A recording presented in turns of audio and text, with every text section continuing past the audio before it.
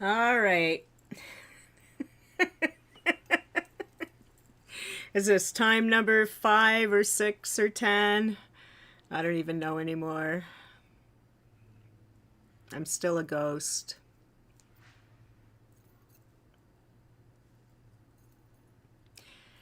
So I know it takes a minute to everything to populate through. And yeah, so welcome to Sephra's world where anything can happen, as we see. Anything can happen at any point in our lives, including technical difficulties.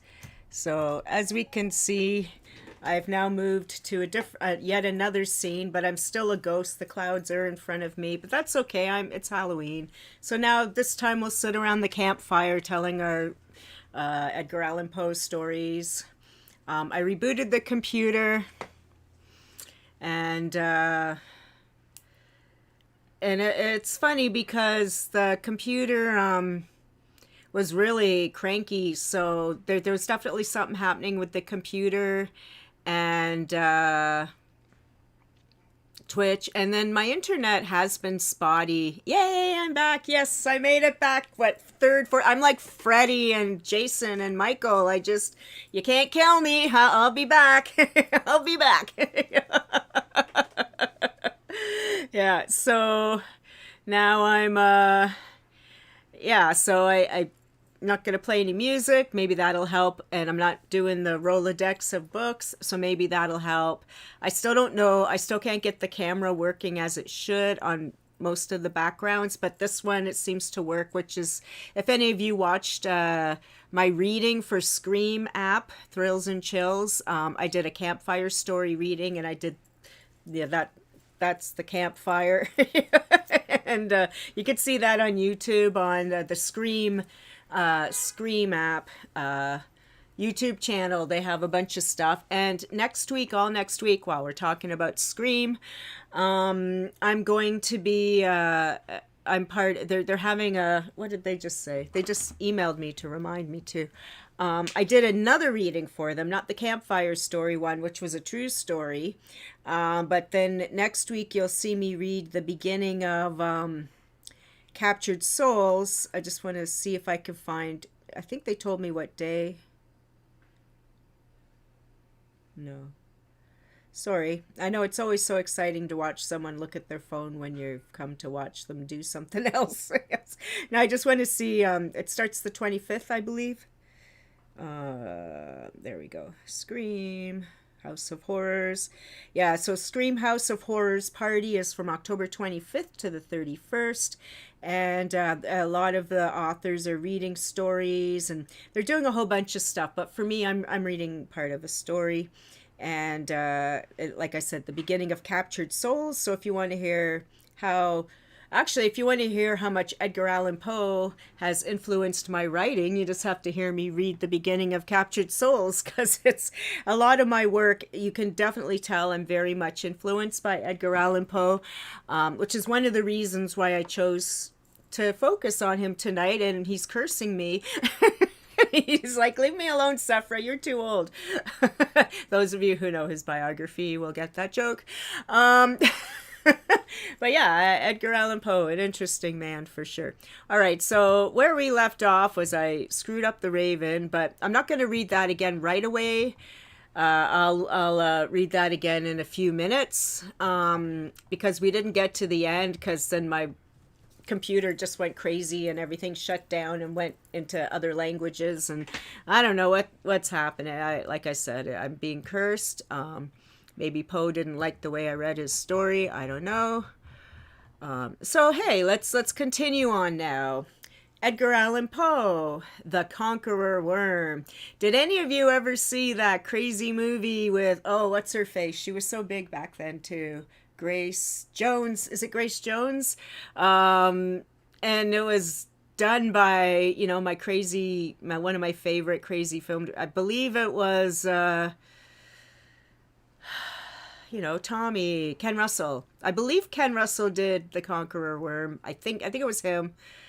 It's either him or Kubrick, but I think it was Russell. I'm pretty sure. But it was a crazy movie, and it came out like in the 70s or 80s. And at least the one I'm thinking of, I'm sure there's been many versions done. And at the time, I didn't understand it whatsoever. And maybe now that I'm 100 years older, I should go back and take a look at it and maybe I'll get it. But they somehow made this ginormous, crazy movie out of this little poem called The Conqueror Worm. So this shows you Hollywood can take a little short poem and spread it out to 2 hours. So, all right. So, The Conqueror Worm by Edgar Allan Poe. Lo, 'tis a gala night. Within that lonesome latter years, an angel throng, be winged, be light, in veils and drowned in tears, sit in a theatre to see a play of hopes and fears, while the orchestra breathes fitfully the music of the spheres.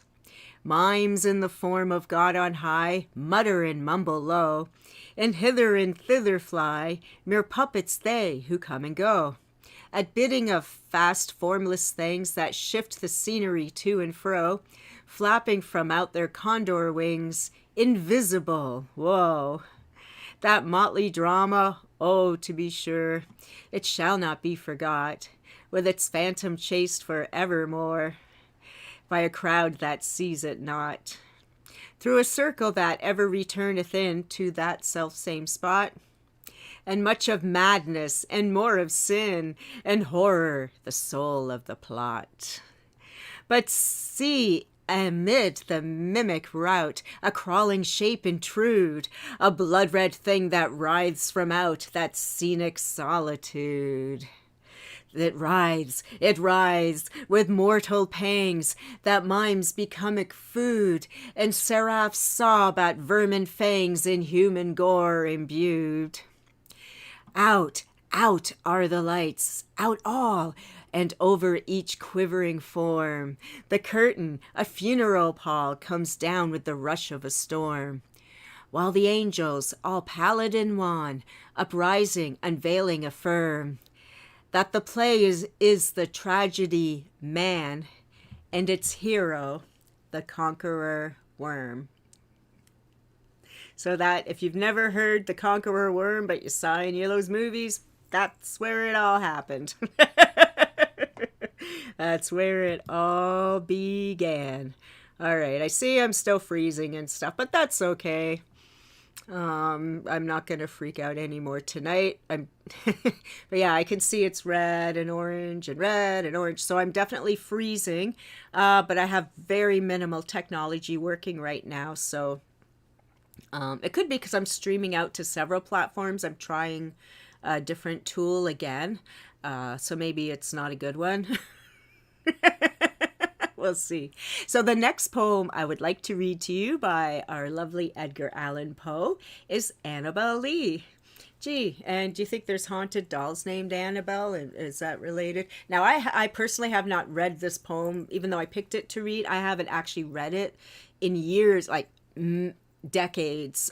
So I'll probably stumble even more than the other ones that I have read recently. Annabel Lee by Edgar Allan Poe. It was many and many a year ago, in a kingdom by the sea, that a maiden there lived whom you may know by the name of Annabel Lee. And this maiden she lived with no other thought than to love and be loved by me. I was a child and she was a child in the kingdom by the sea, but we loved with a love that was more than love, I and my Annabel Lee. With a love that the winged seraphs of heaven coveted her and me. And this was the reason that long ago in this kingdom by the sea, a wind blew out of a cloud, chilling my beautiful Annabel Lee, so that her highborn kingsman came and bore her away from me, to shut her up in a sepulchre in this kingdom by the sea. The angels, but not so half so happy in heaven, went envying her and me. Yes, that was the reason, as all men know in this kingdom by the sea, that the wind came out of the cloud by night, chilling and killing my Annabel Lee. But our love, it was stronger by far than the love of those who were older than we, of many far wiser than we, and neither the angels in heaven above, nor the demons down under the sea, can ever dissever my soul from the soul of the beautiful Annabel Lee. For the moon never beams without bringing me dreams of the beautiful Annabel Lee. And the stars never rise, but I feel the bright eyes of beautiful Annabel Lee. And so all the nighttide I lie down by the side of my darling, my life and my bride, in her sepulchre there by the sea, in her tomb by the sounding sea. And now I think it's time to turn off my phone because we are hearing all kinds of phone sounds. That's easy to do. I just go bing, done. Oh my goodness gracious, what an evening it is. So the next poem I would like to read for you is called The Haunted Palace by Edgar Allan Poe.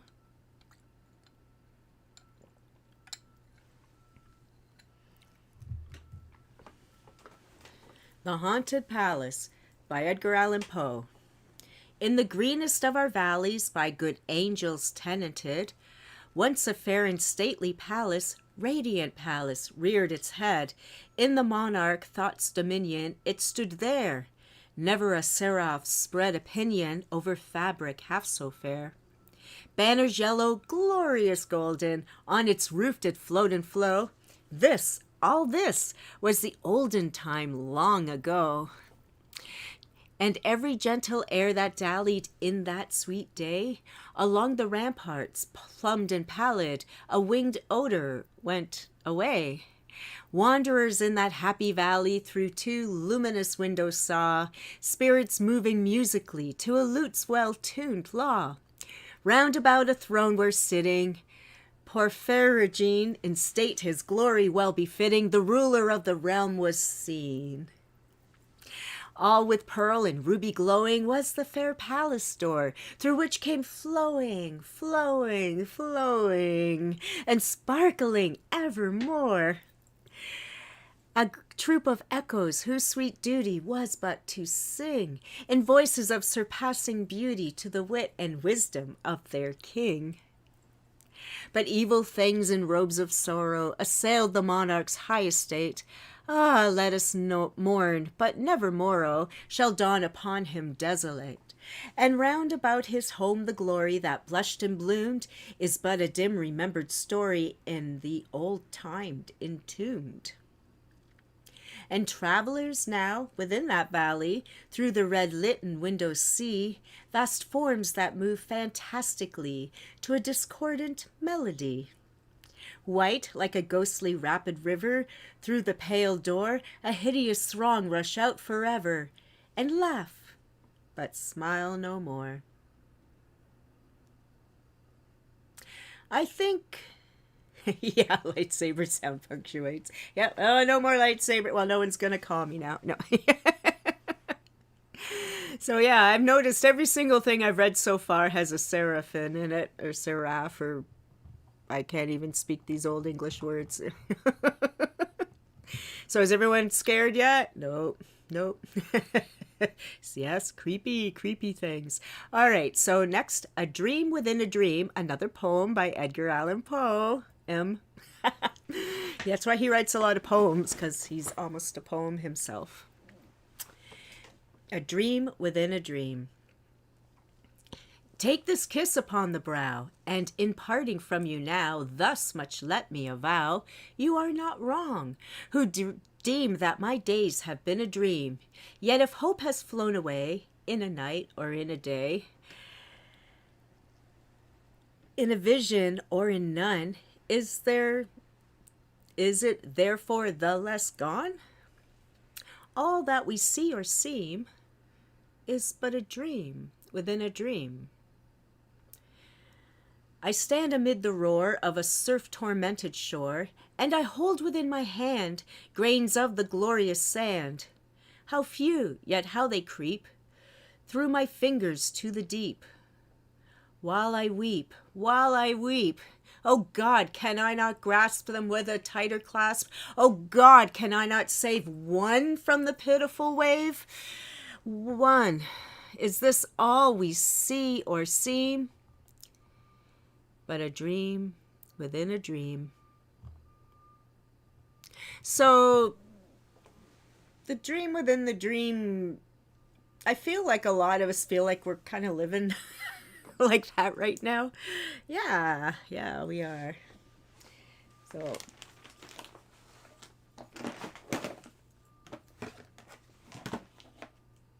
I was just looking for, oh, there they are. I want to put on my earrings. I keep forgetting, because they match my, although you can't see me because I keep freezing. I'm just going to pop on my little earrings so they can sparkle while, oh my God, I have these claws on. I have claws on. See, my earrings match the spiders on my necklace. So I'll take 1 second. I have pierced ears. It shouldn't take long. Oh my God, I can't believe how unstable my connection is. I wonder why. But I had, like I said, my internet went down completely the other day. And yet other people in the building, theirs didn't. I've had Rogers here a few times. I'm on a service called Rogers. They keep telling me everything's fine, but it's not. All right. So now I'm going to read The Telltale Heart. I know I read it last week, and I know a lot of people didn't get to see it. And I also read a weird version of it. I didn't realize that I hadn't downloaded the real version. I was reading some crazy abridged version. So as I was reading it, I'm like, this doesn't sound familiar. Because I've read this out loud before, like way back when I was young. I've read it like to theater classes and stuff. And yeah, so now I have the right version. And I even have my book here. This story I could do.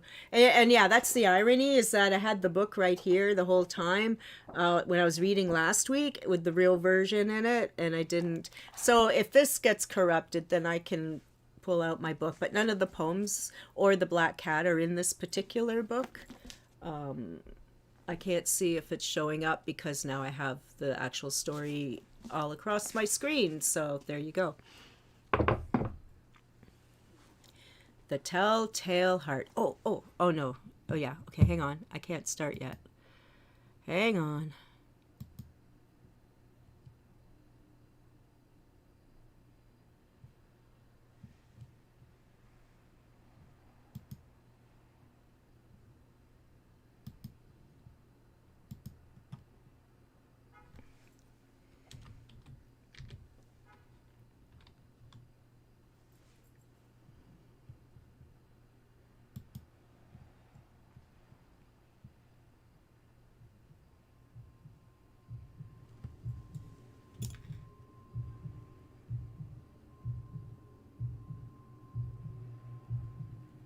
There we go. Can you hear that?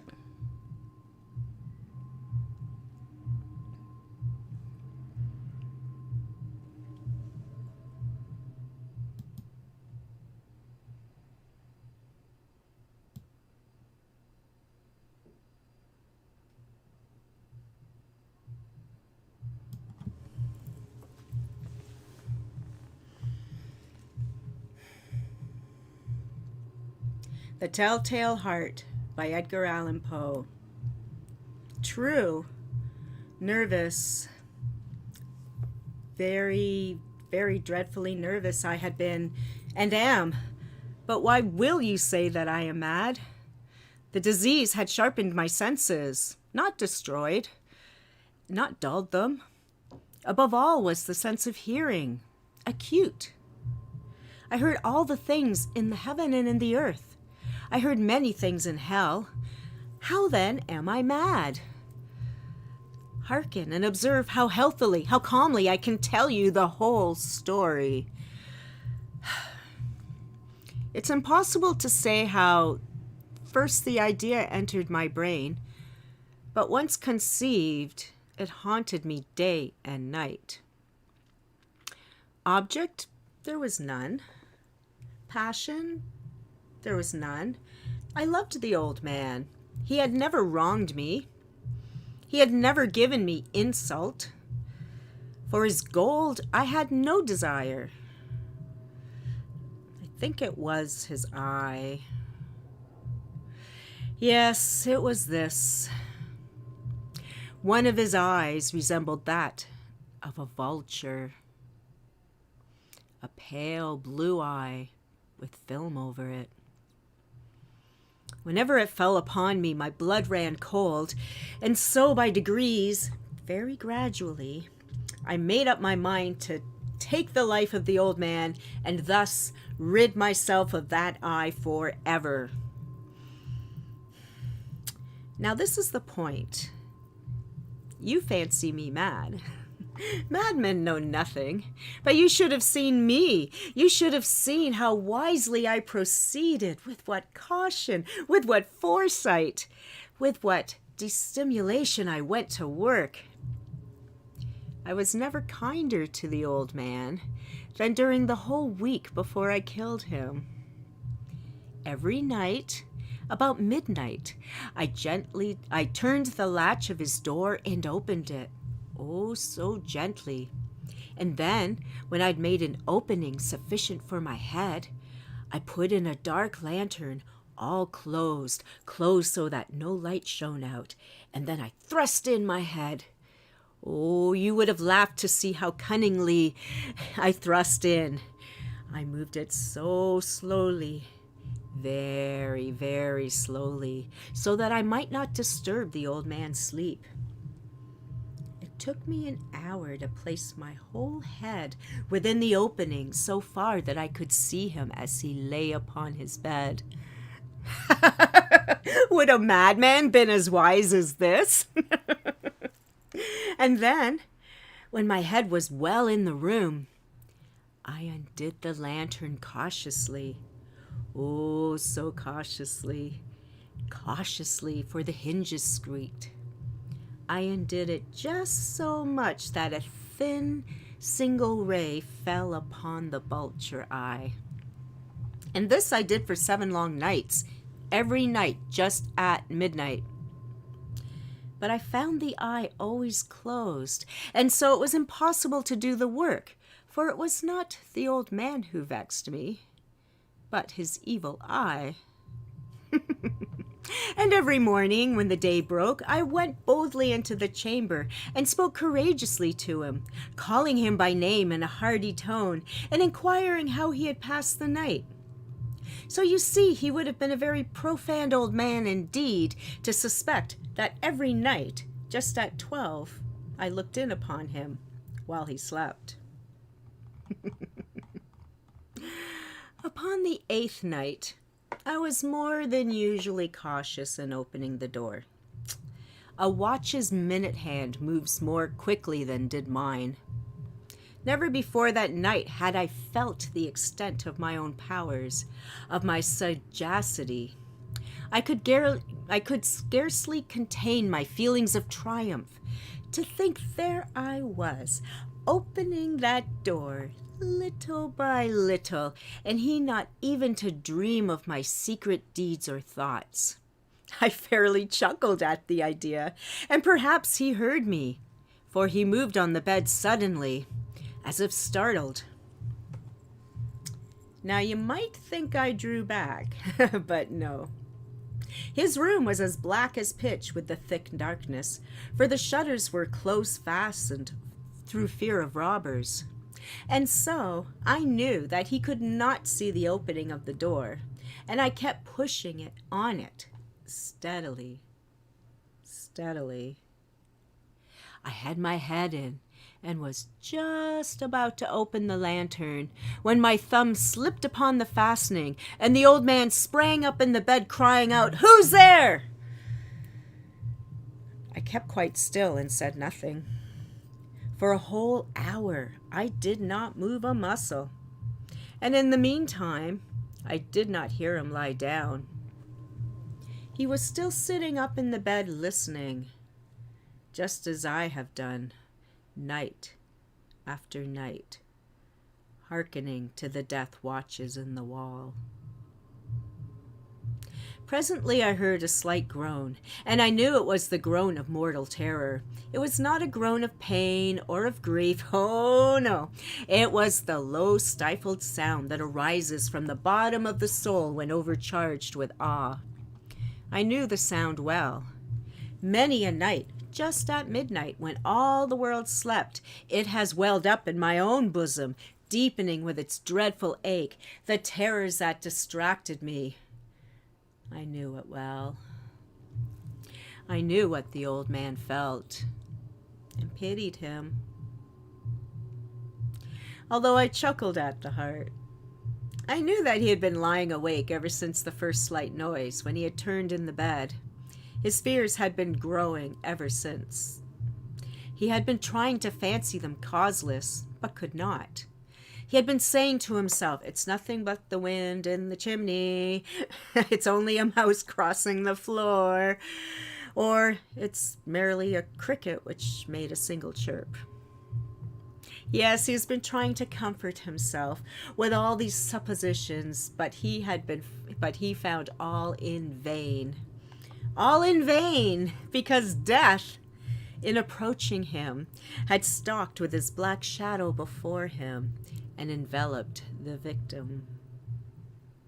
And it was the mournful influence of the unperceived shadow that caused him to feel, although he neither saw nor heard, to feel the presence of my head in the room. When I had waited a long time, very patiently, without hearing him lie down, I resolved to open a very, very little crevice in the lantern. So I opened it. You cannot imagine how stealthily, until at length a single dim ray, like the thread of a spider, shot from out the crevice and fell upon the vulture eye. It was open, wide, wide open, and I grew furious as I gazed upon it.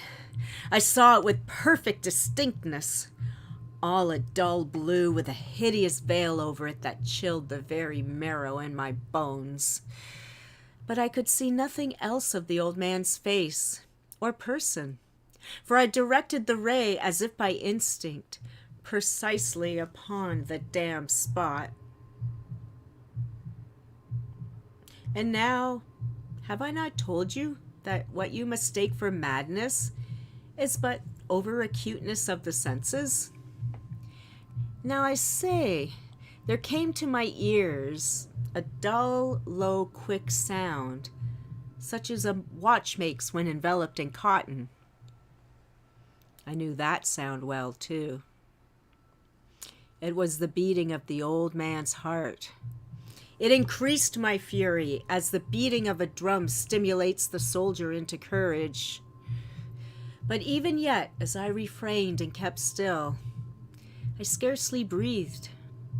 I held the lantern motionless. I tried how steadily I could maintain the ray upon the eye. Meantime, the hellish tattoo of the heart increased. It grew quicker and quicker, and louder every instant. The old man's terror must have been extreme. It grew louder, I say louder every moment. Do you mark me well? I have told you that I am nervous. So I am. And now at the dead hour of the night, amid the dreadful silence of that old house, so strange a noise as this excited me to uncontrollable terror. Yet, for some minutes longer, I refrained and stood still. But the beating grew louder. I thought the heart must burst.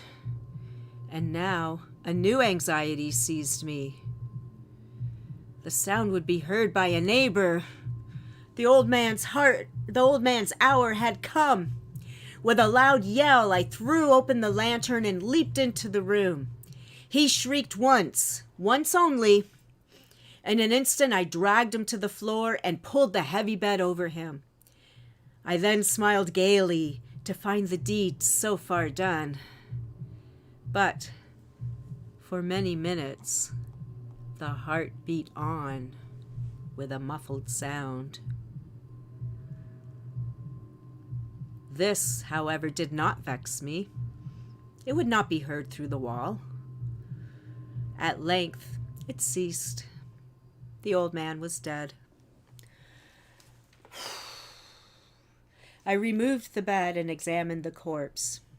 Yes, he was stone dead. I placed my hand upon the heart and held it there many minutes. There was no pulsation. He was stone dead. His eye would trouble me no more. If you still think me mad, you will think so no longer when I describe the wise precautions I took for concealment of the body. The night waned, and I worked hastily, but in silence. First of all, I dismembered the corpse. I cut off the head and the arms and the legs. I then took up 3 planks from the flooring of the chamber and deposited all between the scantlings. I then replaced the boards so cleverly, so cunningly, that no human eye, not even his, could have detected anything wrong. There was nothing to wash out, no stain of any kind, no blood spot whatsoever. I had been too wary for that. A tub had caught all. When I had made an end of these labors, it was 4 o'clock, still as dark as midnight. As the bell sounded the hour, there came a knocking at the street door. I went down to open it with a light heart, for what had I now to fear? There entered 3 men, who introduced themselves with perfect suavity as officers of the police. A shriek had been heard by a neighbor during the night. Suspicion of foul play had been aroused. Information had been lodged at the police office, and they, the officers, had been deputed to search the premises. I smiled, for what did I have to fear? I bade the gentleman welcome. The shriek, I said, was my own in a dream. The old man, I mentioned, was absent in the country. I took the visitors all over the house. I bade them to search. Search well. I led them at length to his chamber. I showed them his treasures, secure and undisturbed. In the enthusiasm of my confidence, I brought chairs into the room and desired them here to rest from their fatigues, while I myself, in the wild audacity of my perfect triumph, placed my own seat upon the very spot between which reposed the corpse of the victim. The officers were satisfied. My manner had convinced them. I was singularly at ease. They sat, and while I answered cheerily, they chatted of familiar things. But ere long, I felt myself getting pale and wished them gone. My head ached, and I fancied a ringing in my ear. But still they sat, and still they chatted. The ringing became more distinct. It continued and became more distinct. I talked more freely to get rid of the feeling, but it continued and gained definition, until at length I found that the noise was not within my ears. No doubt I now grew very pale, but I talked more fluently and with a heightened voice, yet the sound increased, and what could I do? It was a low, dull, quick sound, much as a sound a watch makes when wrapped in cotton. I gasped for a breath, and yet the officers heard it not. I talked more quickly, more vehemently, but the noise steadily increased. I arose and argued about trifles in a high key and with violent gesticulations, but the noise steadily increased. Why would they not be gone? I paced the floor to and fro with heavy strides, as if excited to fury by the observation of the men. But the noise steadily increased. Oh God, what could I do? I foamed, I raved, I swore.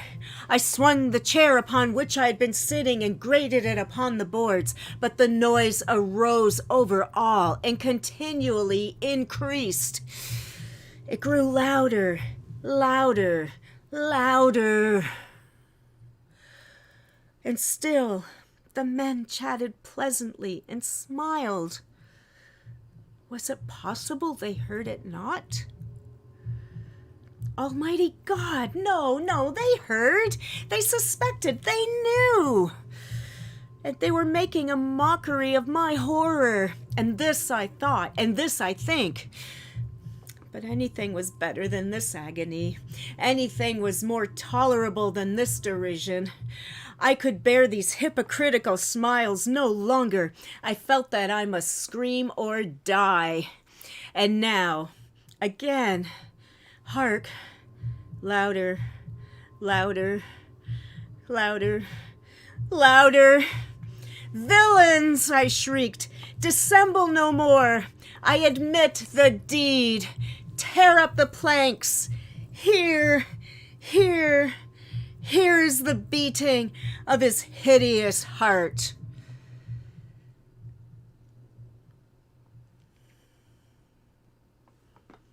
And that is The Telltale Heart.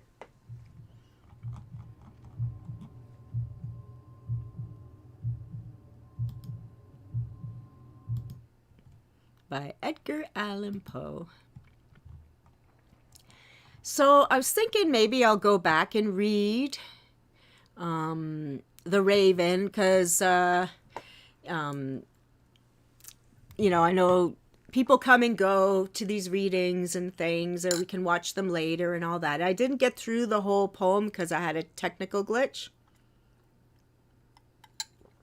And I know I'm still having a technical glitch. I can see by the little squares that I'm still freezing and things like that. But I'm going to plow on just in case people can hear me nicely and you can listen while you work or whatever. So I'm just going to read The Raven once more. Or get to the end this time. Because it looks like it's all here now. The Raven by Edgar Allan Poe. Yeah, it's my favorite too. That's why I have to do it justice. Thank you for still hanging around. Okay. The Raven by Edgar Allan Poe. Once upon a midnight dreary, while I pondered weak and weary over many a quaint and curious volume of forgotten lore, while I nodded, nearly napping, suddenly there came a tapping, as of someone gently rapping at my chamber door. "'Tis some visitor," I muttered, tapping at my chamber door. "Only this and nothing more." Distinctly I remember it was in the bleak December, and each separate dying ember wrought its ghost upon the floor. Eagerly I wished the morrow, vainly I had sought to borrow from my books surcease of sorrow, sorrow for the lost Lenore, for the rare and radiant maiden whom the angels named Lenore. Only this and nothing more. Nameless here forevermore.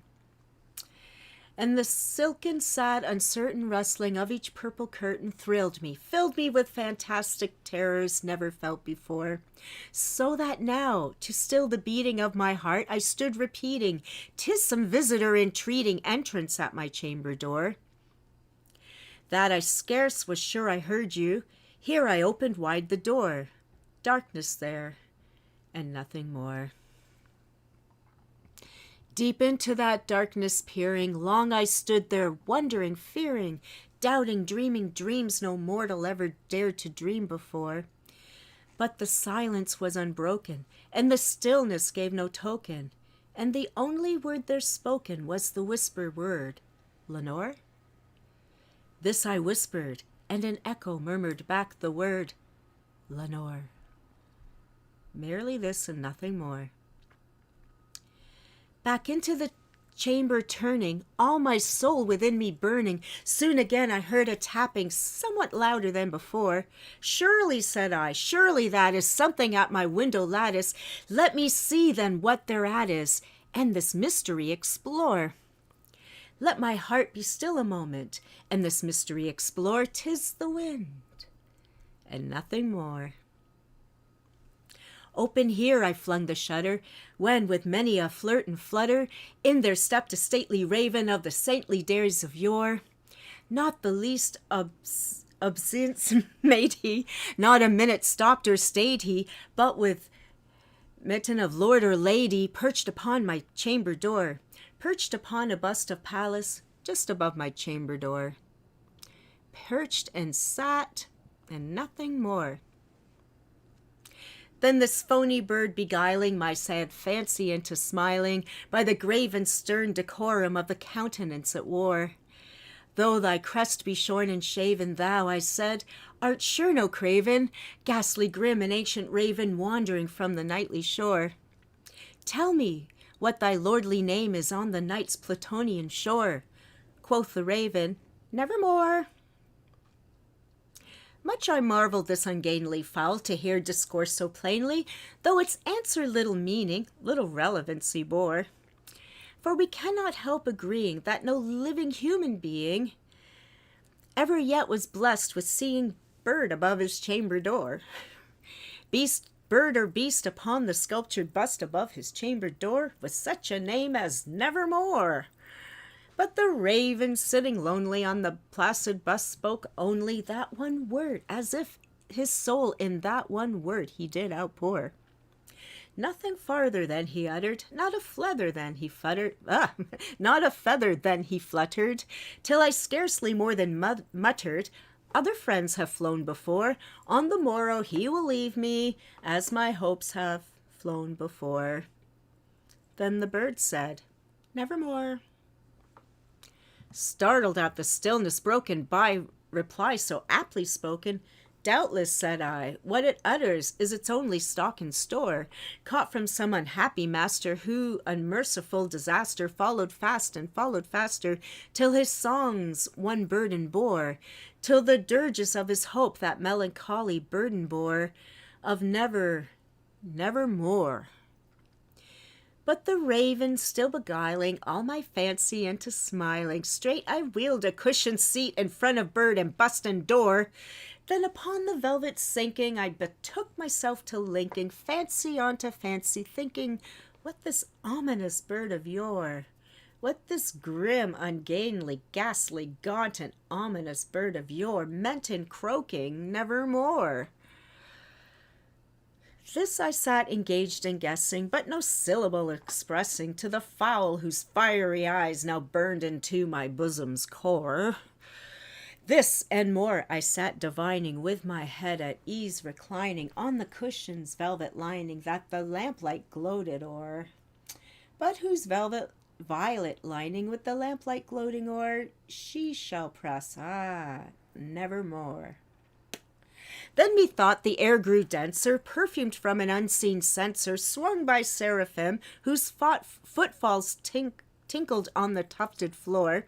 Wretch, I cried, thy God has lent thee, by these angels he has sent thee, respite, and nepenthe from the memories of Lenore. Quaff, oh quaff this kind nepenthe, and forget this lost Lenore. Quoth the raven, nevermore.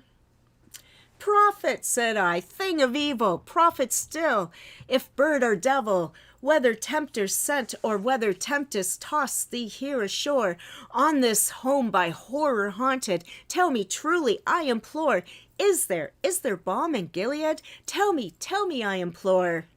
Quoth the raven, nevermore. Prophet, said I, thing of evil, prophet still, if bird or devil, by that heaven that bends above us, that by God we both adore, tell the soul with sorrow laden, within the distant Aidenn, it shall clasp a sainted maiden, whom the angels named Lenore. Clasp a rare and radiant maiden, whom the angels named Lenore. Quoth the raven, nevermore. Be that word our sign of parting, bird or fiend, I shrieked upstarting, get thee back into the tempest and the night's plutonium shore. Leave no black plume as a token of that lie thy soul has spoken. Leave my loneliness unbroken, quit the bust above my door. Take thy beak from out my heart, and take thy form off from my door. Quoth the raven, nevermore. And the raven, never flitting, still is sitting on the pallid bust of Pallas just above my chamber door. And his eyes have all the seeming of a demon that is dreaming, and the lamplight o'er him streaming throws his shadow on the floor. And my soul from out that shadow lies floating on the floor, shall be lifted nevermore. So we got through the raven this time. Oh, Kim, hi, Kim. Oh, I still wear the raven mask. I think I have it. I wear it all the time.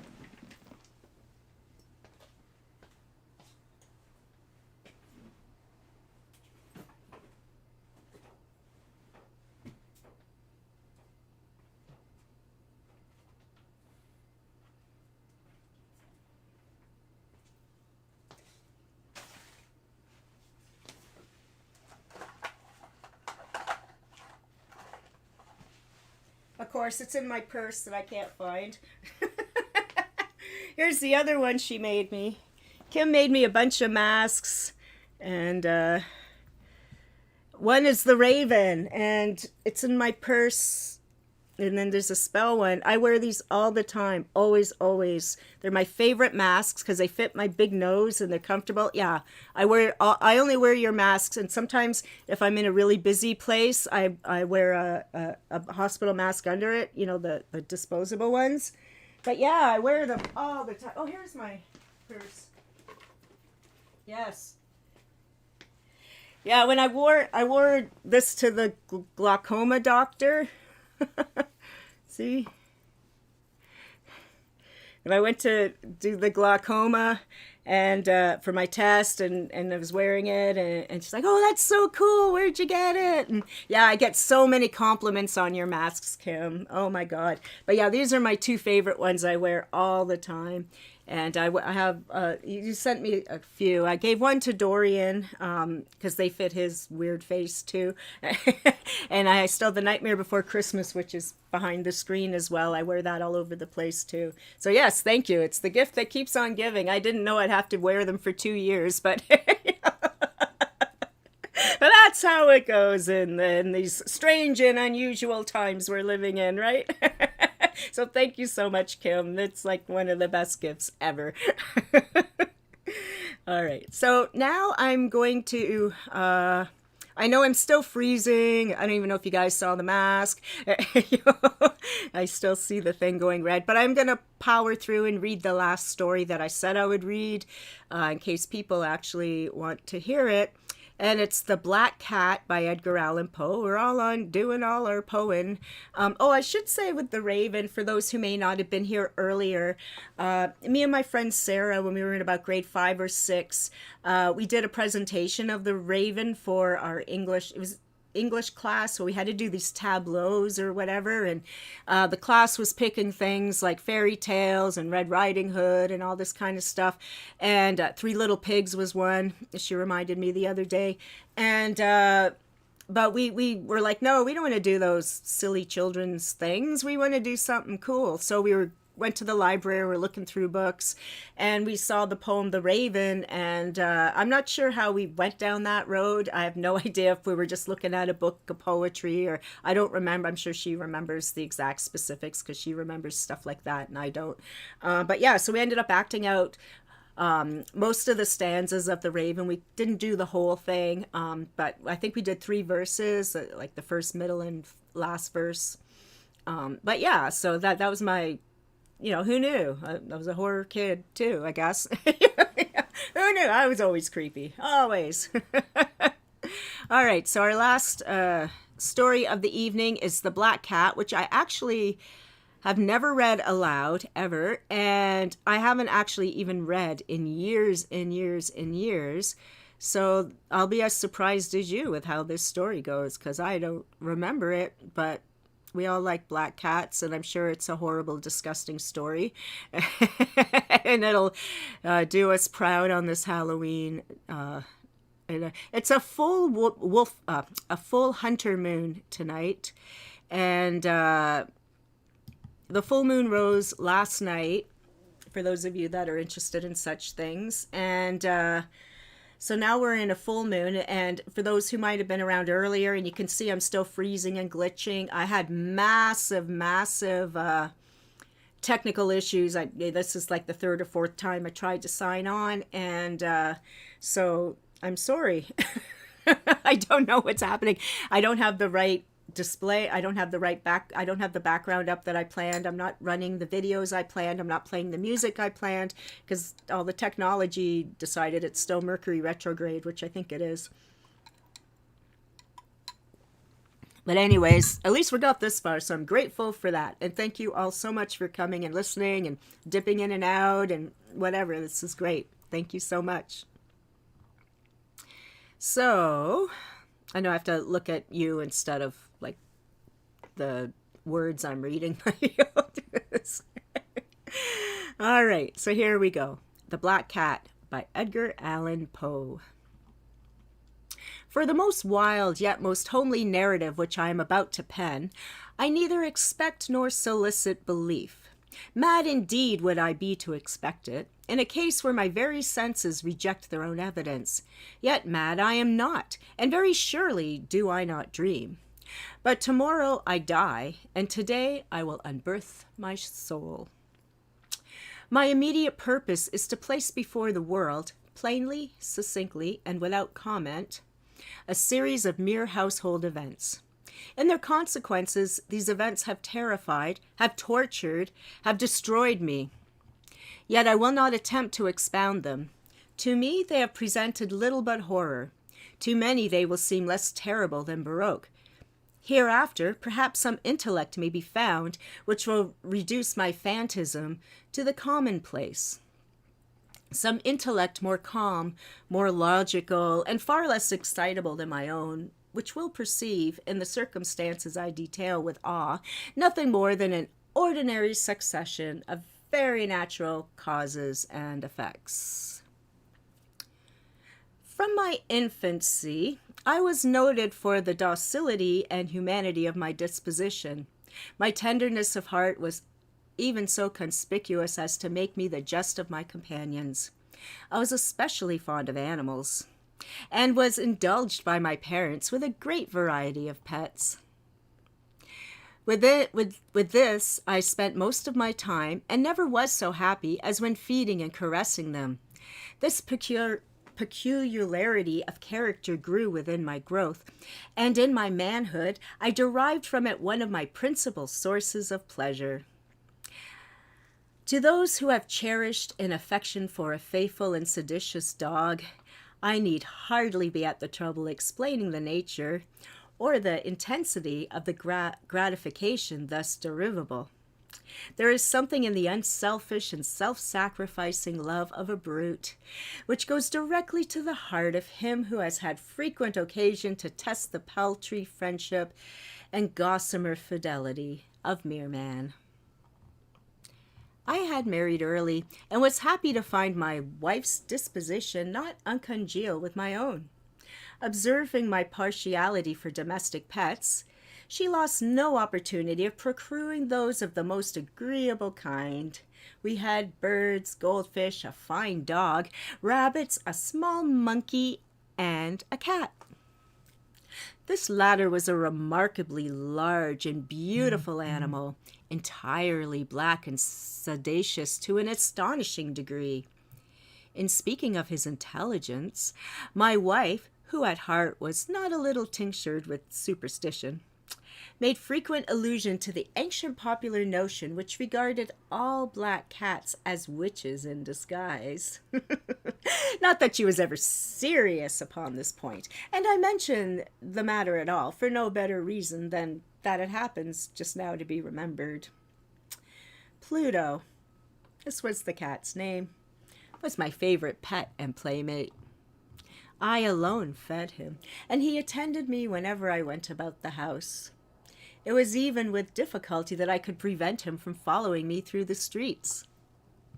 Our friendship lasted in this manner for several years, during which my general temperament and character, through the instrumentality of the fiend intemperance, had, I blush to confess it, experienced a radical alteration for the worse. I grew day by day more moody, more irritable, more regardless of the feelings of others.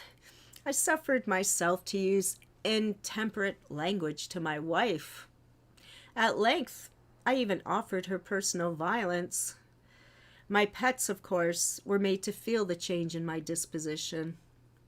I not only neglected but ill-used them. For Pluto, however, I still retained sufficient regard to restrain me from maltreating him, as I made no scruple of maltreating the rabbits, the monkey, or even the dog, when by accident or through affection they came in my way. But my disease grew upon me, for what disease is like alcohol? And at length even Pluto, who was now becoming old, and consequently somewhat peevish, even Pluto began to experience the effects of my ill temper. One night, returning home, much intoxicated, from one of my haunts about town, I fancied that the cat avoided my presence. I seized him, when, in his fright at my violence, he inflicted a slight wound upon my hand with his teeth. The fury of a demon instantly possessed me. I knew myself no longer. My original soul seemed at once to take its flight from my body, and a more than fiendish malevolence, gin-nurtured, thrilled every fiber of my frame. I took from my waist pocket a penknife, opened it, grasped the poor beast by the throat, and deliberately cut one of its eyes from the socket. I blush, I burn, I shudder that I pen the damnable atrocity. When reason returned in the morning, when I'd slept off the fumes of the night's debauchery, I experienced a sentient half of horror, half of remorse, for the crime of which I had been guilty, but it was at best a feeble and equivalent feeling, and the soul remained untouched. I again plunged into excess, and soon drowned in wine all memory of the deed. In the meantime, the cat slowly recovered. The socket of the lost eye presented, it is true, a frightful appearance, but he no longer appeared to suffer any pain. He went about the house as usual, but, as might be expected, fled in extreme terror at my approach. I had so much of my old heart left as to be at first grieved by this evident dislike on the part of a creature who had once so loved me. But this feeling soon gave place to irritation. And then came, as to my final and irrevocable overthrow, the spirit of perverseness. Of this spirit philosophy takes no account. Yet I am not more sure that my soul lives than I am. Yet I'm not more sure that my soul lives than I am that perverseness is one of the primitive impulses of the human heart, one of the invisible primary faculties or sentiments which give the direction to the character of man. Who has not 100 times found himself committing a vile or a silly action for no other reason than because he knows he should not? Have we not a perpetual inclination in the teeth of our best judgment to violate that which is law, merely because we understand it to be such? The spirit of perverseness, I say, came to my final overthrow. It was this unfathomable longing of the soul to vex itself, to offer violence to its own nature, to do wrong for the wrong's sake only, that urged me to continue and to finally consummate the injury I had inflicted upon the offending brute. One morning, in cool blood, I slipped a noose around its neck and hung it to the limb of a tree. Hung it with the tears streaming from my eyes and with the bitterest remorse at my heart. Hung it because I knew that it had loved me, and because I felt it had given me no reason of offense. Hung it because I knew that in doing so I was committing a sin, a deadly sin that would jeopardize my immortal soul, as to place it, if such a thing were possible, even beyond the reach of the most infinite mercy of the most merciful and most terrible God. On the night of the day on which this cruel deed was done, I was aroused from sleep by the cry of fire. The curtains of my bed were in flames. The whole house was blazing. It was with great difficulty that my wife, a servant, and myself made our escape from the conflagration. The destruction was complete. My entire worldly wealth was swallowed up, and I resigned myself thenceforth to despair. I am above the weakness of seeking to establish a sequence of cause and effect between the disaster and the atrocity, but I'm detailing a chain of facts, and wish not to leave even a possible link imperfect. On the day succeeding the fire, I visited the ruins. The walls, with one exception, had fallen in. This exception was found in a compartment wall, not very thick. It stood about in the middle of the house, and against which had rested the head of my bed. The plastering had here, in great measure, resisted the action of the fire, a fact which I attributed to its having been recently spread. About this wall a dense crowd was collected, and many persons seemed to be examining a particular portion of it with very minute and eager attention. The words strange, singular, and other similar expressions excited my curiosity. I approached and saw, as if graven in bas relief upon the white surface, the figure of a gigantic cat. The impression was given with an accuracy truly marvelous. There was a rope around the animal's neck. When I first beheld this apparition, for I could scarcely regard it as less, my wonder and my terror were extreme. But at length reflection came to my aid. The cat, I remembered, had been hung in a garden adjacent to the house. Upon alarm of the fire, this garden had been immediately filled by the crowd, by some of them one of whom the animal must have been cut from the tree and thrown through an open window into my chamber. This had probably been done with the view of arousing me from sleep. The falling of other walls had compressed the victim of my cruelty into the substance of the freshly spread plaster, the time of which, with the flames and the ammonia from the carcass, had then accomplished the portraiture as I saw it.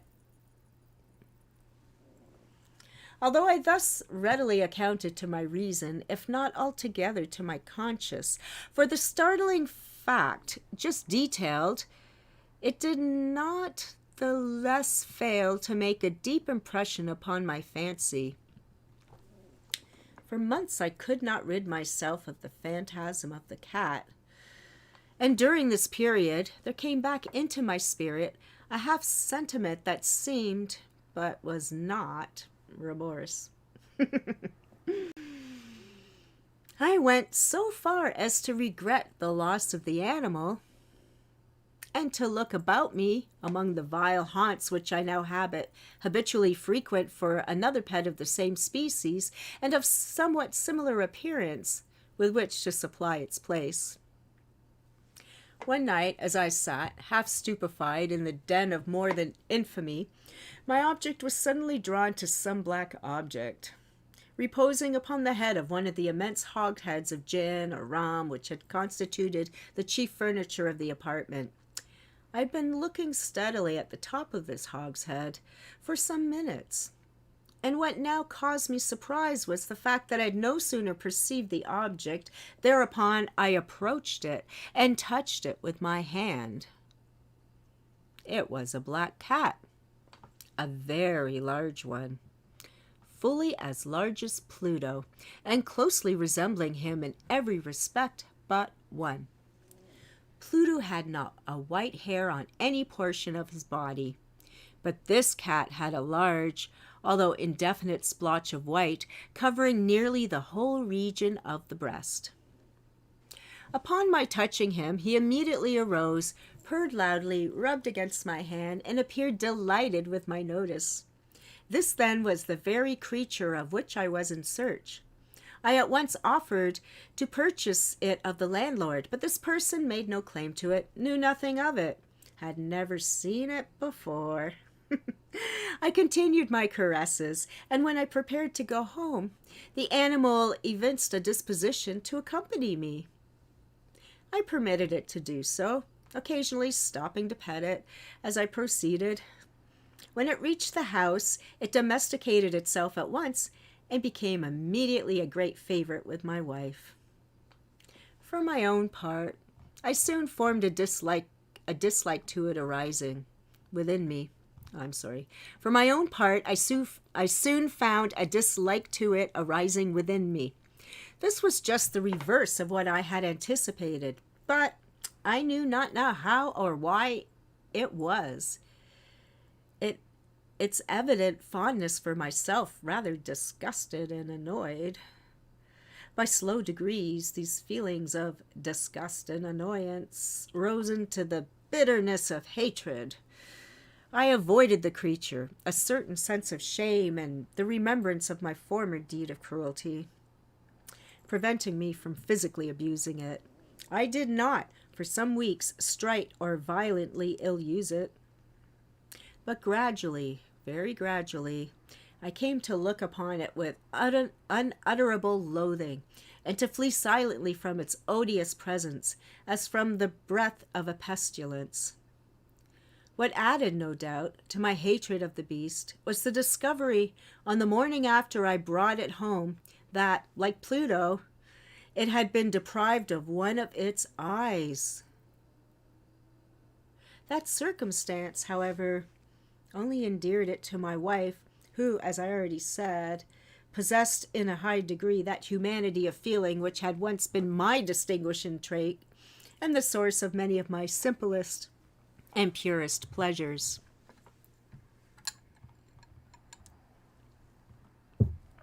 With my aversion to this cat, however, its partiality for myself seemed to increase. It followed my footsteps with a pertinacity which it would be difficult to make the reader comprehend. Whenever I sat, it would crouch beneath my chair, or spring upon my knees, covering me with its loathsome caresses.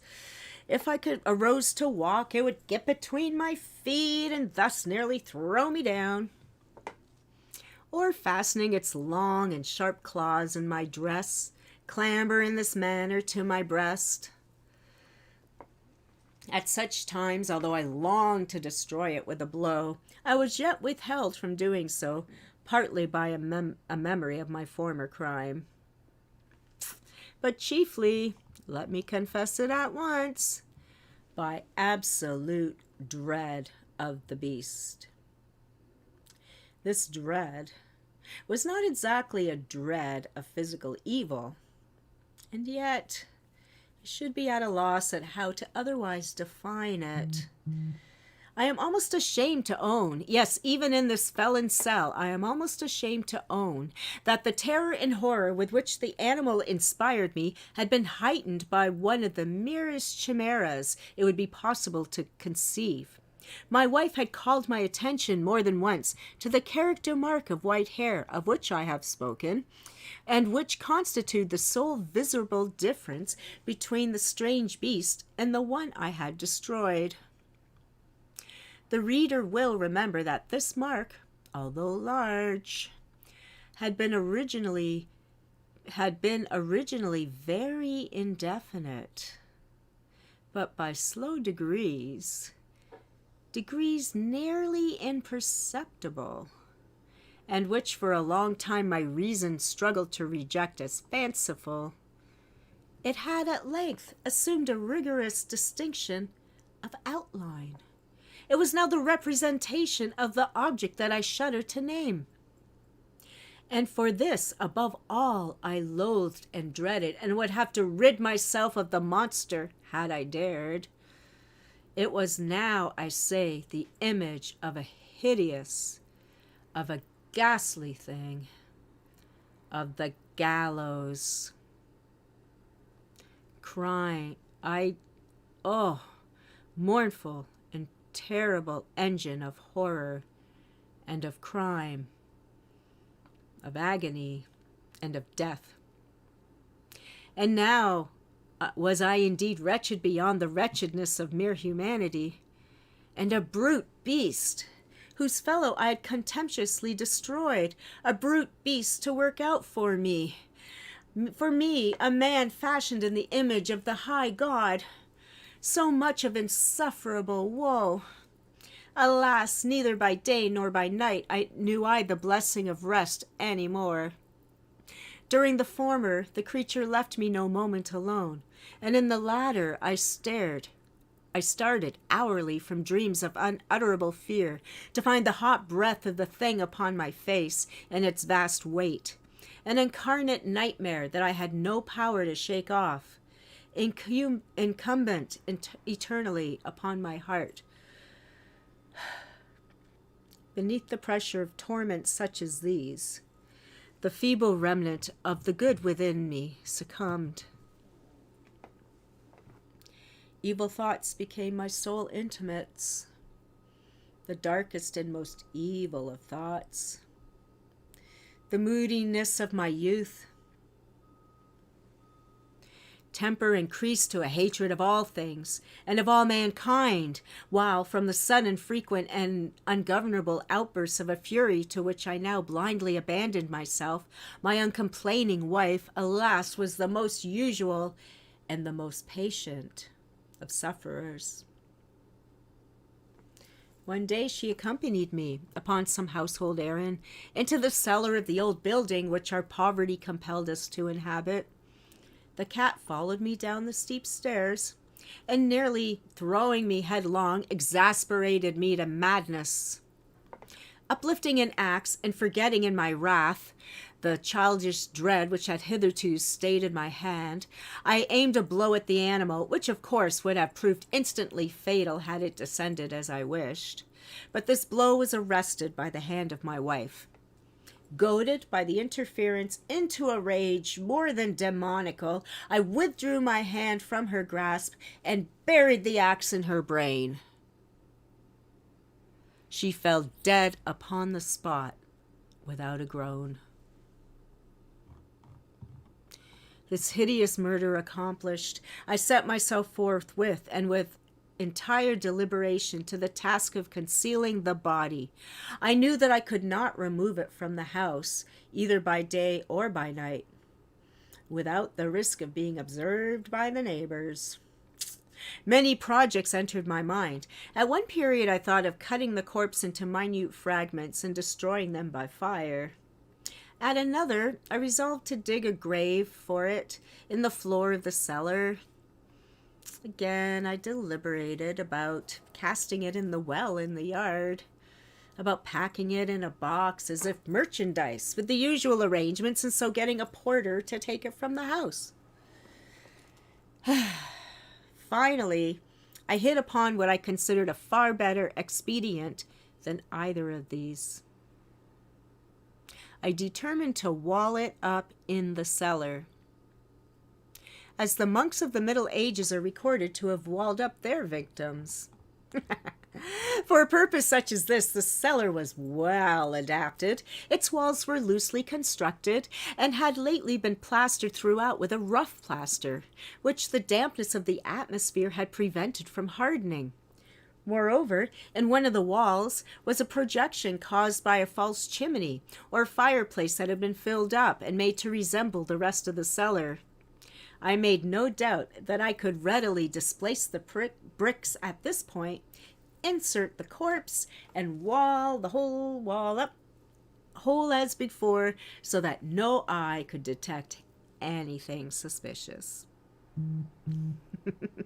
And in this calculation, I was not deceived. By means of the crowbar, I easily dislodged the bricks, and having carefully deposited the body against the inner wall, I propped it into that position, while, with little trouble, I relaid the whole structure as it originally stood. Having procured mortar, sand, and hair, with every possible precaution, I prepared a plaster which could not be distinguished from the old, and with this I very carefully went over the new brickwork. When I had finished, I felt satisfied that all was right. The wall did not present the slightest appearance of having been disturbed. The rubbish on the floor was picked up with the minutest care. I looked around triumphantly and said to myself, "Here at last, then, my labor has not been in vain." My next step was to look for the beast which had been the cause of so much wretchedness, for I had at length resolved firmly to put it to death. Had I been able to meet with it at the moment, there could have been no doubt of its fate. But it appeared that the crafty animal had been alarmed at the violence of my previous anger, and forbore to present itself in my present mood. It's impossible to describe or to imagine the blissful sense of relief which the absence of the detested creature occasioned in my bosom. It did not make its appearance during the night, and thus for one night at least, since its introduction into the house, I soundly and tranquilly slept. Slept even with the burden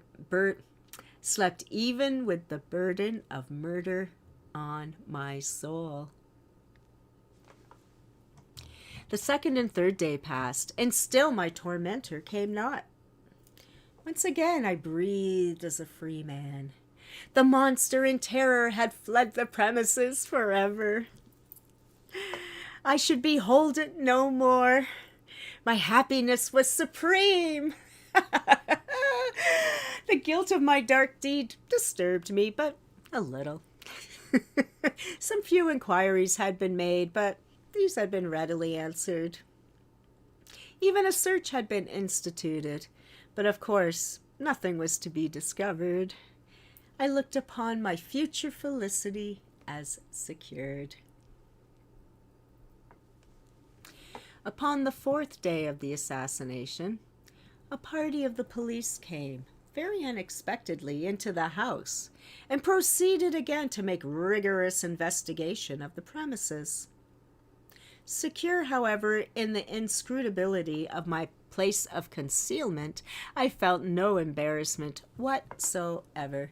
The officers bade me to accompany them in their search.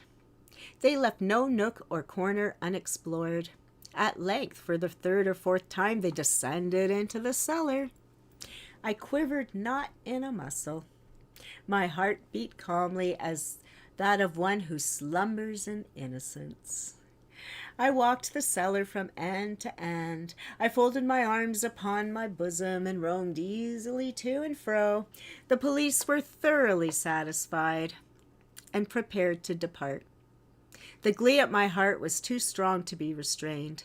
I burn to say, if but one word, by way of triumph, and to render doubly sure that their assurance of my guiltlessness.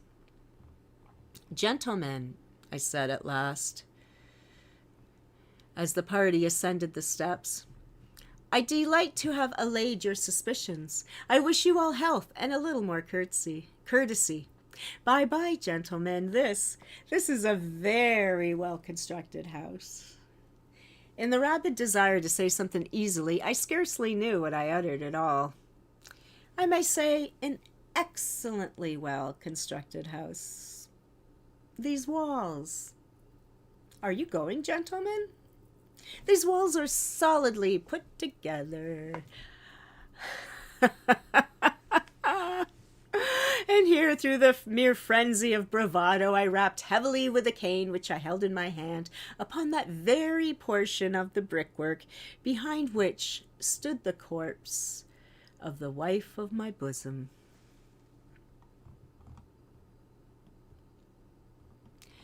But may God shield and deliver me from the fangs of the arch-fiend. No sooner had the reverberation of my blows sunk into silence than I was answered by a voice from within the tomb. By a cry, at first muffled and broken, like the sobbing of a child, and then quickly swelling into one long, loud, and continuous scream, utterly anomalous and inhumane. A howl, a wailing shriek, half of horror and half of triumph, such as might have arisen only out of hell, conjointly from the throats of the damned in their agony, and in the demons that exult in their damnation. Of my own thoughts it is folly to speak, swooning staggered to the opposite wall. For one instant the party upon the stairs remained motionless through the extremity of terror and of awe. In the next, a dozen stout arms were toiling at the wall. It fell bodily. The corpse, already greatly decayed and clotted with gore, stood erect before the eyes of the spectators. Upon its head, with red extended mouth and solitary eye of fire, sat the hideous beast whose craft had seduced me into murder, and whose informing voice had consigned me to the hangman. I had walled the monster up within the tomb. So that was a rather grisly story. Sorry, all you cat lovers, but hey, the cats win in the end, right? That's what we like about horror. The bad guys get their comeuppance. So yes, so I've been reading you some Edgar Allan Poe, and it's been fun. And I hope you all have enjoyed it all. If there's any questions or comments, I know there's a bit of a lag. And I do want to say, I can show off some. I'm going to stop reading now. My voice is going, as we can hear. I'll show you some of my Halloween swag. There's my little crown. Isn't it pretty? You can't even tell because green screen and all my technical issues. And I have my bats. Oh, can't even see. The bats in the belfry. And I have... Oh, thank you so much. Thank you, Dave. There's, my little crown. Yeah, so...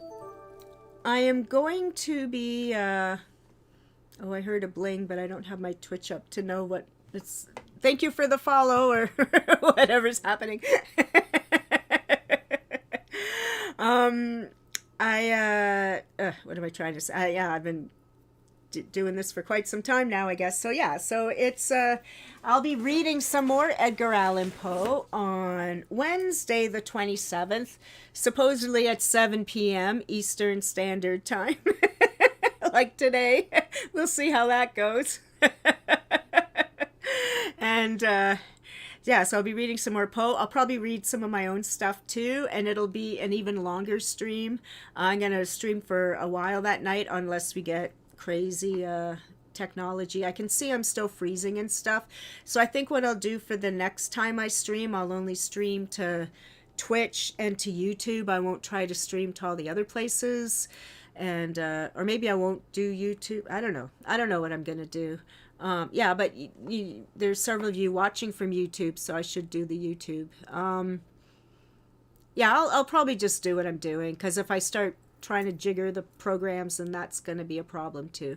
So I'm freezing, but that's okay. And yeah, so all the stories and poems I read tonight were by Edgar Allan Poe, the master of horror, the father of horror. He's a very interesting character. He wrote several stories and poems about Lenore, which was his wife who died of tuberculosis, and then he had a second wife and a bunch of other women. And he you don't want to do too deep of a dive into his romance life because you won't be happy. And he died suspiciously. We're not sure how he died. There's talk he was poisoned or he overdosed. He was on absinthe. He was an alcoholic. He was this. He was that. We don't know why he died. He got weirdly ill a couple days before he died. So that's why people thought he might have been poisoned or something like that. We don't know. We'll never know, I don't think. As far as I know, they've never figured it out. Maybe they have, and I don't know. Yeah. And yeah, so he's what we call one of the our fathers of horror, master of horror, because he wrote so much work. And even the poems and things I read tonight, for those of you dipping in and out, you recognize a lot. Like my own son said, yeah, I know about the Raven from The Simpsons, as almost everyone spoofs at least the Raven. We have Rue Morgue magazine, which stems from Poe things, Murders in the Rue Morgue, which I'll probably read on Wednesday. I thought about reading it tonight, but my voice is going, so we'll stop.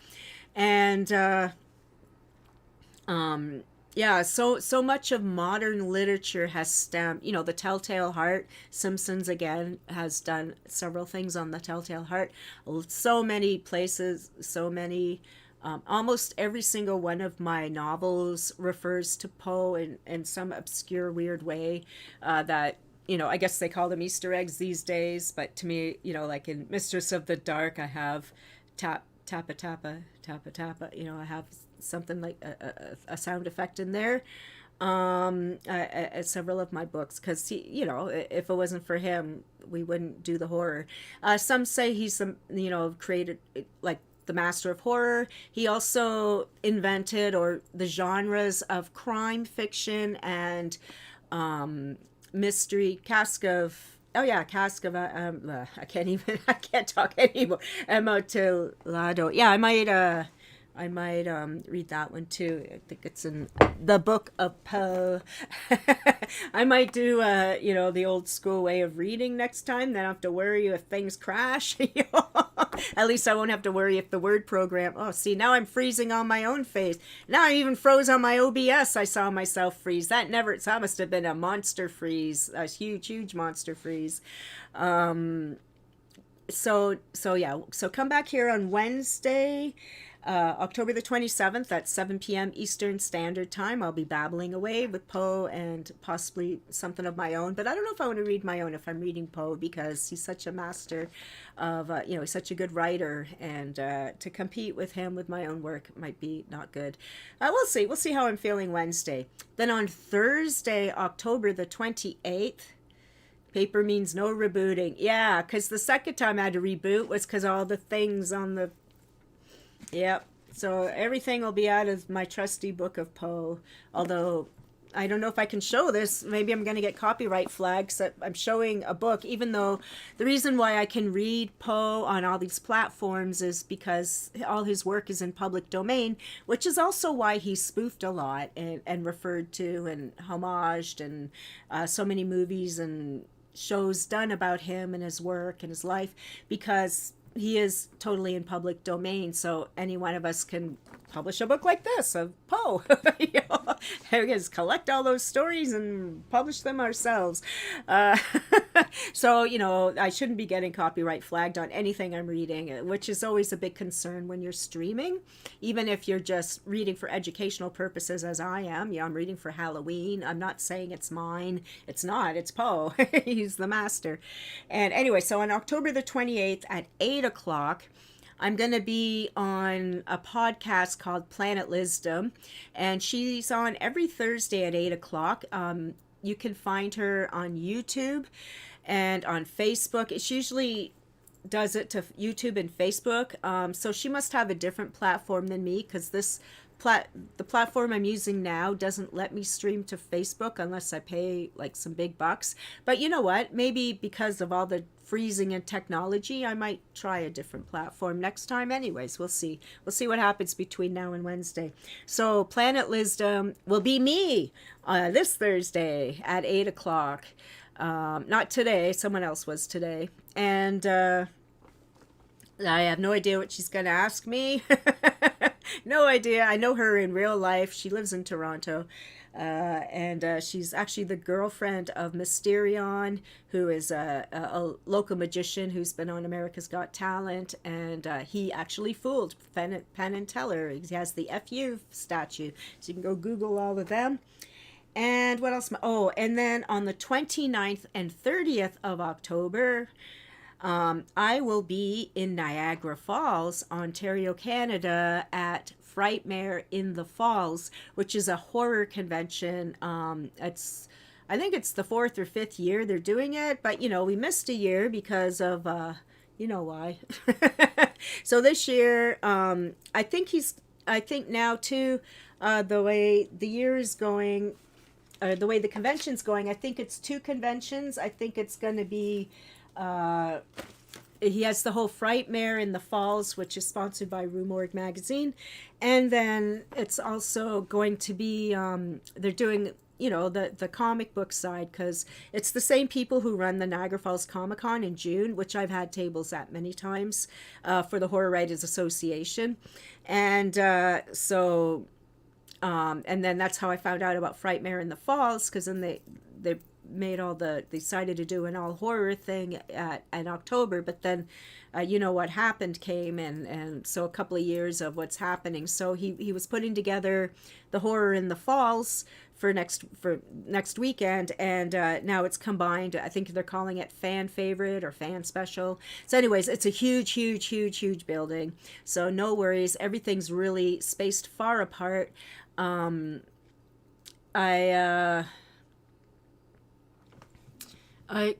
I dare try and put up do I dare try to do anything, because I'm at the end of the stream, so I'll try and fiddle right now with something.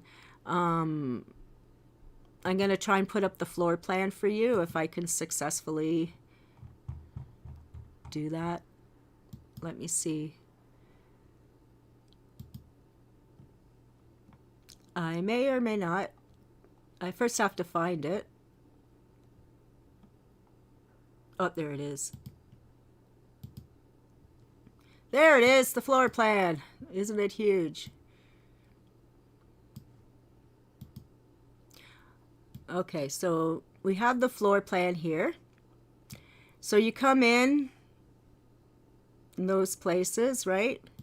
Then here's all the exhibitors, all the names down here. And I have this on my Instagram and on my Facebook, so you can look at it on your own. And my booth is this one here, 110. And here, oh,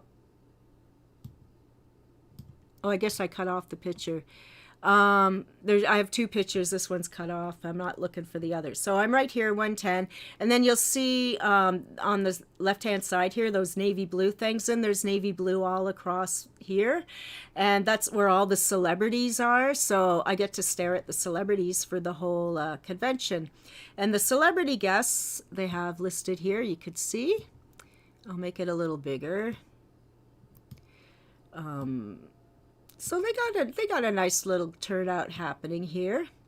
So they got Mitch Markowitz, It wasn't he hilarious House of Frightenstein guy, right? I've met him a couple times at this convention.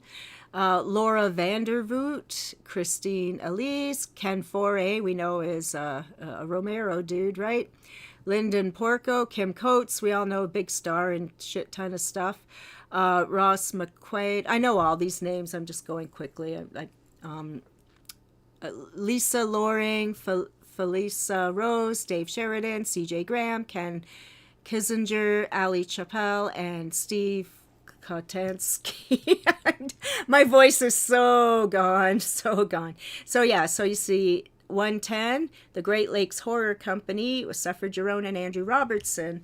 So the Great Lakes Horror Company was something that branched out of our chapter of the Horror Writers Association. We did 3 anthologies with our chapter members, but we wanted it to be a separate entity than the actual Horror Writers Association because, just because. Sorry, I'll take away this thing now. Here, I'll put it here. Yeah, I'll put it here so you can read the things. So the Great Lakes Horror Company was started because we did a couple of books. Actually, Planet Lisdom, who's Liz de Savoy, she's an artist, and she has a lot of illustrations in our first anthology called Group Hex 1. And I'm in all 3 anthologies, and Andrew and I will have copies of the anthologies there. Andrew was the one who edited them, published them, and got our shit together to make them happen. He's the master. So you can get our autographs if you pick up some copies of those books. And Liz, I believe, is planning to come to Niagara on the Saturday. I believe that's last I heard. She's making the trip up, and she's going to hang at our booth too. And Liz and Andrew wrote a children's book called When the Fart Happened, and they'll have copies of those on. So Andrew wrote it and Liz illustrated. It's a children's book. It's amazing. You should follow them on Instagram and everywhere else. I think they're called the Mythicals or something like that. Anyways, if you look up Andrew Awesome, AWESOME, on all the platforms, then you'll find your way to the children's books and to their specific Instagram and Facebook for their new line of books they're putting out, and they're beautiful books. And yeah, so that's the excitement of Halloween. So that was a long babble. So Wednesday, I'll be on here at 7 o'clock babbling at you. Thursday at 8 o'clock, I'm on the podcast of Planet Lisdom. Friday and Saturday, I'm in Niagara Falls, Ontario at a booth where you could come and see me, take pictures, get autographs. I'll probably be doing tarot readings because you're supposed to be double vaccinated to get in. So I probably will do tarot readings should people want them, because I'll be vaccinated, and the masks, of course. I know those of us in Ontario know damn well we're wearing masks. But around the world, those of you watching from the States or other places, Toronto has never stopped wearing masks ever. Like, we have been wearing masks forever, all the time, every minute. And so to us, this is just more of the same. And I don't mean Halloween masks. I mean our, the this. So I'll probably be wearing this very one when you come and see me. Well, I'll be masked up, so I won't have to wear lipstick that day. Yeah, so and then also, more Halloween stuff. So next week, the Scream, SCREAM, Scream. I know sometimes, especially as I'm getting tired, I'm probably getting, my diction isn't so good. So the Scream app is running a whole week of Halloween festivities, and so they will be I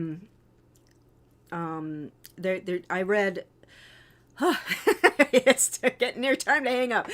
I read I did a reading for them of the first part of a chapter of Captured Souls. I'm not sure how much they're actually going to show on the on the on the I'm having a brain drain. Oh my God, too much Poe. I'm thinking of all the bodies in the walls around here. I mean, oh my God, the guy, he just like kills someone, puts them in a wall, kills someone, puts them in the floor, kills someone. And when there's not killing going on, people are dead and the seraphims come. So there we go. Yeah, so the Scream app, they're doing like a week of horror, so there'll be videos of all the authors on the Scream app. You know, Scream, get it on your phone. And so I have 3 books on Scream. And then also on the Horror Writers Association main page platform, I have a blog. And it's supposed to be going up on Thursday as well. And it'll also have a contest. You can win points for the Scream app as well. So if you go to the Horror Writers Association blog and see my blog post, if you post a comment, you don't have to say anything fancy, just say good post or whatever, then you get entered into the contest. So that's another little incentive. And is that all the Halloween hoopla? Oh yeah, and I'm supposed to do a reading for another website. I'm not sure if I'm going to get it done. I just remembered now. But I did do a blog for that same person, or a Q&A of some sort. So she'll probably put that up. Megan's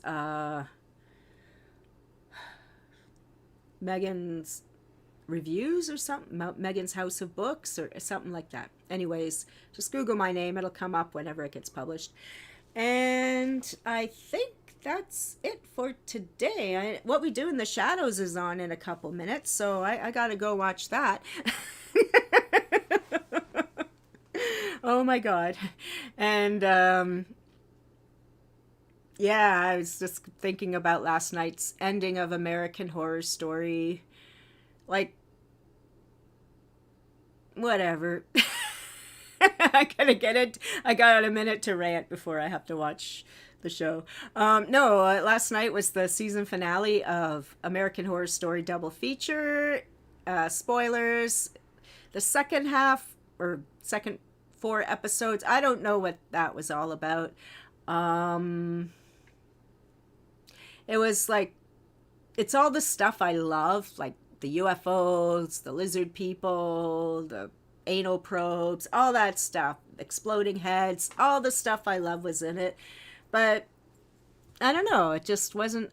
I don't know why they did that story. I really don't. The story before, the first part of the double feature was the vampire one, and that was cool. I really liked that.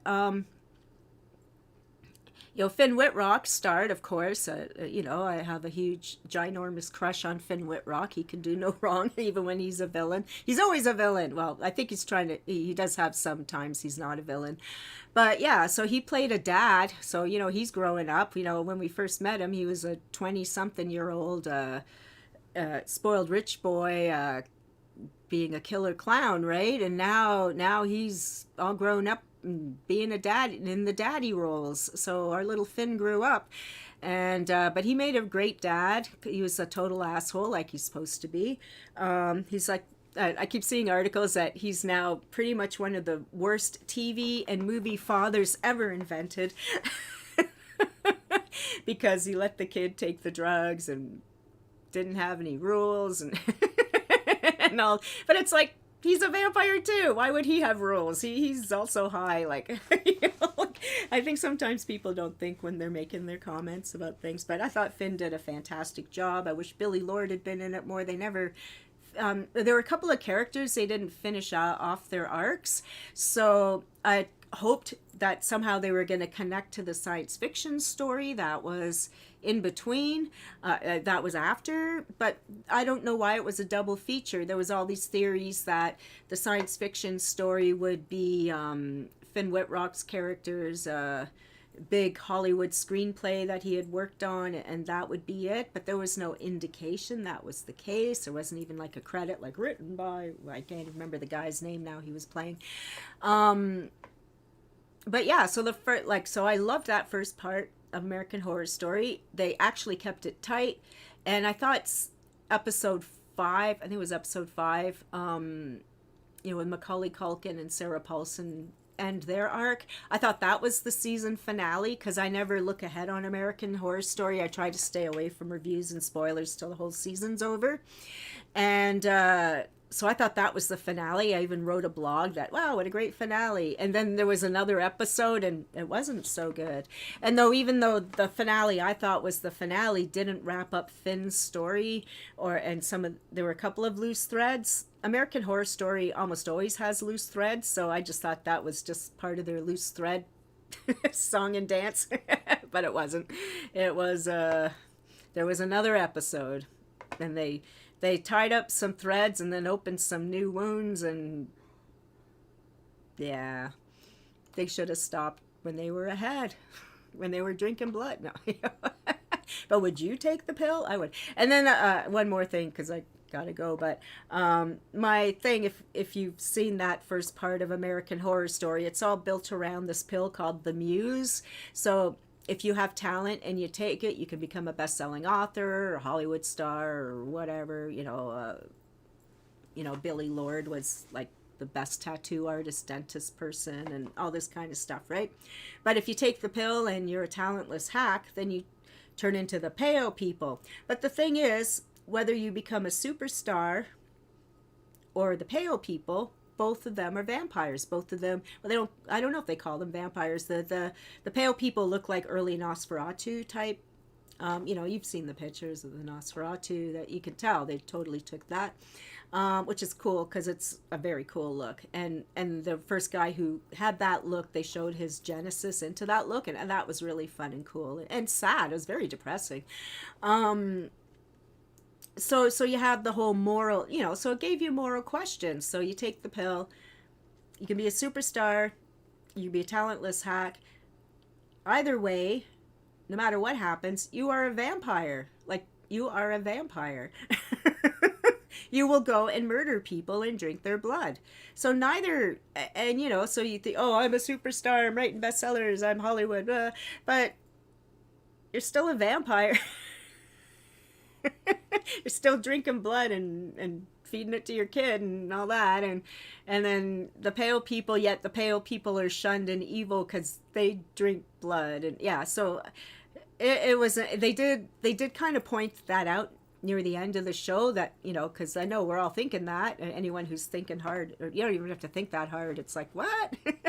so they're drinking blood and it's bad, but they're drinking blood and it's good because they're important celebrities.